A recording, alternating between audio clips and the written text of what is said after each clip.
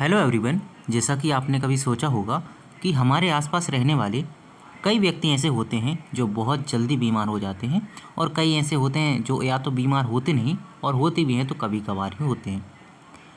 आखिर ये ऐसा होता क्यों है? तो ये सब होता है हमारे पास में इम्यून सिस्टम के कारण।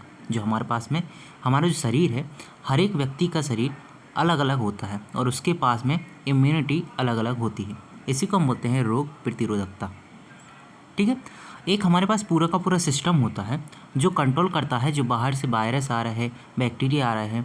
ठीक है। इनको कंट्रोल करने का काम करता है, जैसे ये आते हैं उनको मारने का काम करता है। जिसके पास इम्यूनिटी अच्छी होती है उसका इम्यून सिस्टम अच्छे से काम करता है और वो कम बीमार पड़ पाता है, और जिसके पास ये इम्यूनिटी अच्छी नहीं होती वो ज़्यादा बीमार पड़ जाता है। अब हम इम्यूनिटी को कैसे बूस्ट कर सकते हैं और कैसे इम्यूनिटी हमारे पास रोगों से लड़ने की हमें क्षमता प्रदान करती है, इस सभी के बारे में आज के इस सेशन में हम जानने वाले हैं। ठीक है। तो सबसे पहले हम जानते हैं इंट्रोडक्शन के बारे में कि आखिर ये रोग प्रतिरोधकता इम्यूनिटी सिस्टम होता क्या है। तो समझो, रोग प्रतिरोधकता तंत्र का मतलब होता है, देखो रोग मतलब जो रोग फैलाने वाले हमारे पास बैक्टीरिया है, वायरस है, और प्रतिरोधकता से आप समझ सकते हो उनसे लड़ने वाला। हमारे पास एक ऐसा तंत्र है जो आने वाले जो वायरस है, बैक्टीरिया है, उनसे लड़ने का काम करता है और शरीर को बचाता है। तो हम बोल सकते हैं शरीर की वह प्रणाली जो रोगजनक, जैसे हमारे पास जीवाणु, बैक्टीरिया है, वायरस, विषाणु हैं और अन्य हानिकारक ऐसे पदार्थ जो हमारे वातावरण में पाए जाते हैं, वो जब शरीर में प्रवेश करते हैं तो उनसे क्या करते हैं, हमें सुरक्षा प्रदान करते हैं, उनको मारने का काम करते हैं। जो वो संक्रमण फैला रहे हैं, बीमारी फैला रहे हैं, उनसे लड़ने का काम करते हैं, साथ ही हमें स्वस्थ बनाए रखने का काम करते हैं। तो यही हमारे पास में है इम्यूनिटी सिस्टम। उसका काम क्या है, आने वाले रोगों को, जो हमारे रोग काराकार हैं, उनको देखने का काम करते हैं कि ये रोग फैलाने वाले हैं, चलो इनको मार देते हैं। अगर चलो उन्होंने रोग थोड़ा बहुत फैला दिया है तो उससे लड़ने का काम करते हैं और उसको पूरी तरह ख़त्म करने का काम करते हैं। ठीक है। और हमें जो है स्वस्थ बनाए रखने का काम भी यही करते हैं। दूसरी बात करते हैं हम, जो हमारे पास इम्यूनिटी है, हमारे रोग प्रतिरोधकता है, ये दो प्रकार की होती है। एक को हम बोलते हैं इनेट इम्यूनिटी और एक को बोलते हैं हम एक्वायर्ड इम्यूनिटी। इन दोनों में अंतर क्या है, चलिए हम समझते हैं। देखो, एक होते हैं इनेट इम्यूनिटी, इसका मतलब होता है हमारे पास जन्मजात प्रतिरक्षा प्रणाली है, मतलब जो हमें माता पिता से मिली है। ठीक है। हमें एक ऐसी प्रणाली है, माता पिता से मिलती है, इसे हम बोलते हैं इनेट, मतलब हमें जन्मजात है, अनुवांशिक रूप से हमें मिली है ये प्रणाली कि हम कितने स्वस्थ रह सकते हैं, रोगों से कितना हम लड़ सकते हैं।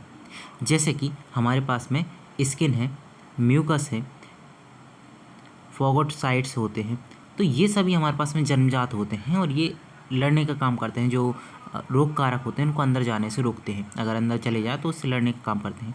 लेकिन ये फास्ट रिस्पॉन्स करता है, क्या है, ये प्रक्रिया तो बहुत फास्ट करता है, लेकिन हमारे पास में जो इम्यूनिटी है ना, जो जन्मजात इम्यूनिटी है, ये स्पेसिफिक नहीं होती। इसका मतलब होता है कि जैसे वायरस है, बैक्टीरिया है, तो क्या होता है, अलग अलग वायरस और बैक्टीरिया होते हैं। ठीक है। तो प्रतिरक्षा तंत्र भी वैसे होना चाहिए कि सबके लिए अलग अलग हो, लेकिन हमारे पास जो जन्मजात होता है वो सबके लिए अलग अलग नहीं होता है, वो एक ही होता है और वो सब पे काम करने की कोशिश करता है। इसलिए ये उतना ज़्यादा काम नहीं कर पाता इफेक्टिव कि वो हर एक को लड़ सके, क्योंकि ये थोड़ा हम बोल सकते हैं कि कमज़ोर टाइप की हमारे पास इम्यूनिटी है। इसलिए क्या होता है, जब हमारे पास, जैसे हमारे पास कोरोना आया था, ऐसे ही कई जब बाहर से संक्रमण ज़्यादा बढ़ जाता है तो हमें, अब हमारे पास जो जन्मजात प्रतिरक्षा प्रणाली थी वो काम करना बंद कर देती है। तो हमें इम्यूनिटी चाहिए और ज़्यादा कि हम उससे लड़ सकें। तो इसके लिए क्या करते हैं, हम बाहर से कुछ, हम क्या करते हैं, वैक्सीन वगैरह लगा लेते हैं। ठीक है। जो वैक्सीन लगाते हैं, अब उससे हमें इम्यूनिटी मिलती है। अब इसे हम बोलते हैं एक्वायर्ड इम्यूनिटी या फिर अर्जित प्रतिरक्षा। तो इसका काम होता है, जो ये देखती है शरीर में, अच्छा यहाँ पे रोगजनक ये है, चलो हम इसको हम काम करते हैं। तो हम बोल सकते हैं कि हमारे पास जो विशिष्ट है, स्पेसिफिक फोटोजेनेसिस, ठीक है, ये होती है। जैसे पर्टिकुलर हमारे पास कोरोना वायरस आया था ना, तो ये पर्टिकुलर हमने एक वैक्सीन लगाई थी जो अक्सर देखने का काम कर रही थी, ये कोरोना वाला वायरस ना, चलो हम इसको किल करते हैं, इसको मारते हैं, इसको जो फैलाने का काम कर रहा है इसको हम बाहर निकालते हैं। तो आप बोल सकते हो जो हमारे पास में जन्मजात होती है ये स्पेसिफिक नहीं होती है, ये सभी के लिए काम एक जैसा करती है। लेकिन जो हमारे पास में एक्वायर्ड है, जो हमने अभी अर्जित की है, बाहर से ली है, वो पर्टिकुलर एक के लिए होती है। जैसे अगर हमने सर्दी के लिए वैक्सीन ली है तो वो सर्दी पर ही काम करेगी, जैसे हमने कोरोना के लिए ली है वो कोरोना पर काम करेगी।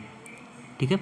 जैसे मान के चलो आपने सुना होगा कि हमारे पास में चेचक नाम का रोग था, तो उसके लिए हमने वैक्सीन बाहर से ली, क्योंकि अंदर की जो हमारे पास में इम्यूनिटी थी वो तो काम नहीं कर पा रही थी।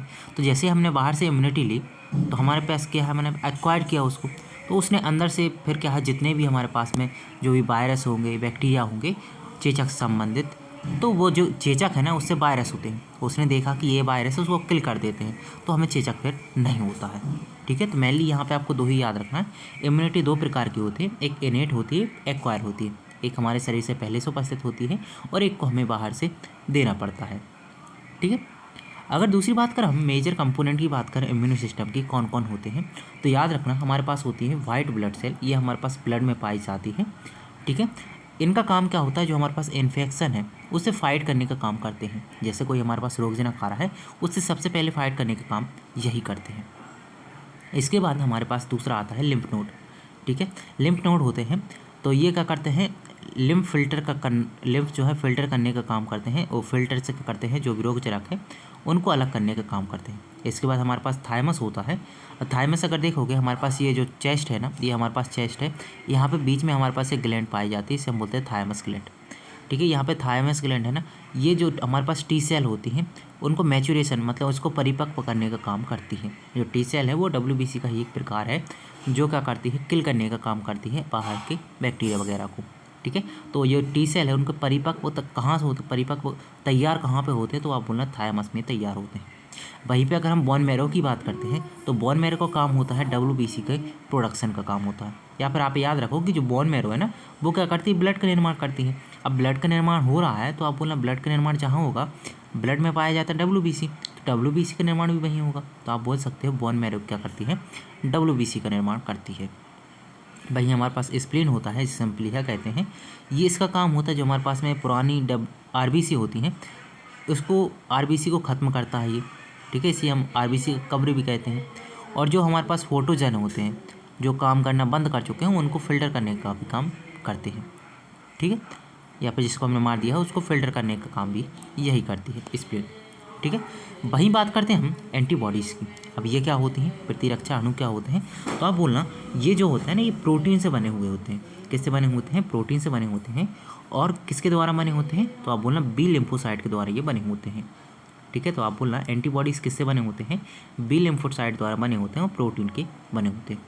दूसरी बात अगर हम करें, विन टू स्पेसिफिक एंटीजन, इनका काम होता है, हमारे पास कोई एंटीजन, एंटीजन का मतलब होता है जो बाहर से हमारे पास में कोई, जैसे बैक्टीरिया आ रहा है, हमारे पास वायरस आ रहा है, तो बाहर से जो छोटे छोटे सूक्ष्म जीव आते हैं रोग फैलाने के लिए, उनके लिए जो एंटीजन होती हैं, अलग अलग एंटीजन के लिए क्या होते हैं, अलग अलग एंटीबॉडी बनाने का काम करते हैं।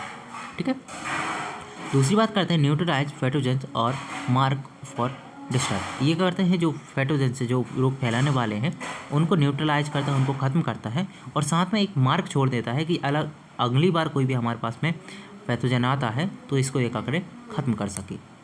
ठीक है, ओके। अगली बात करते हैं हम वैक्सीनेशन की। टीकाकरण क्या होता है, तो आप बोलना जो हमारे पास में बॉडी होती है वो डिसीज़ के खिलाफ तैयार करना।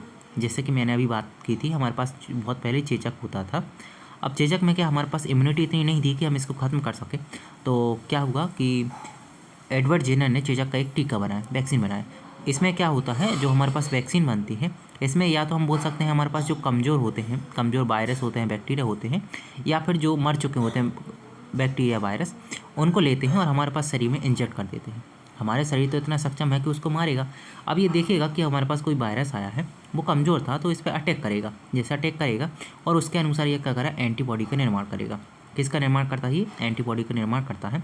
और एक बार जब एंटीबॉडी का निर्माण कर लेता है, और जब ये मेनली जब ये सक्रिय कोई आता है बाहर से वायरस बैक्टीरिया, तो ये एंटीबॉडी फिर से, एंटीबॉडी तो इसके पास बनी रखी थी, उसको ये मिल गया था फॉर्मूला कि एंटीबॉडी बनानी कैसी है, तो ये इस पर अटैक करके जो मेन आने वाला था उसको भी समाप्त कर देता है। तो हम बोल सकते हैं हमारी जो इम्यूनिटी है उसको क्या करता है, ये एक्टिव करता है।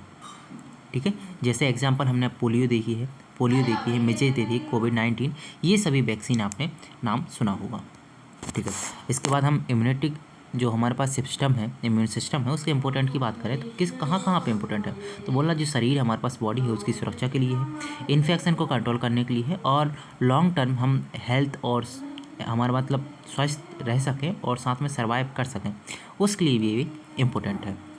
ठीक है, यहाँ से कुछ आपसे क्वेश्चन पूछ सकते हैं, जैसे इनेट मतलब हमारे पास जन्मजात होती है, ये कैसी होती है, फास्ट बहुत जल्दी रिस्पॉन्स करती है, लेकिन ये स्पेसिफिक नहीं होती किसी एक के लिए हो, सभी के लिए काम बराबर करती है। जो एडॉप्टिव होती है वो क्या करती है, हम बनाते हैं उसको, सिखाते हैं कि भाई तुमको कहाँ पे काम करना है, ठीक है। और ये स्पेसिफिक होती है, विशिष्ट होती है किसी एक कारक के लिए। एक होता है एक्टिव, एक होता है पैसिव। एक्टिव का मतलब होता है सक्रिय इम्यूनिटी होती है, और पैसिव का मतलब होता है निष्क्रिय। जैसा कि मान के चलो हम जो वैक्सीनेशन करते हैं, वो वैक्सीनेशन में क्या होता है, जो हमारे पास पैसिव इम्यूनिटी है ना, उसको ये एक्टिव करता है, ठीक है। ओके।